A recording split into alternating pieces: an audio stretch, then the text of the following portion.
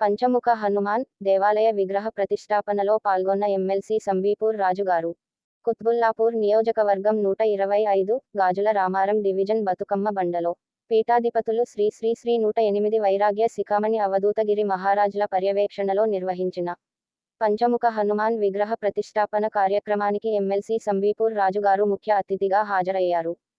ఈ సందర్భంగా వారు మాట్లాడుతూ పంచముఖ హనుమాన్ దీవెనలతో ప్రజలంతా పూర్తి ఆరోగ్యంతో అష్టైశ్వర్యాలతో తులతూగాలని అన్నారు.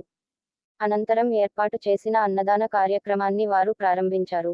ఈ కార్యక్రమంలో కార్పొరేటర్లు కొలుకుల జగన్, మాజీ corporator Suresh Reddy, 125 division BRS అధ్యక్షులు డి.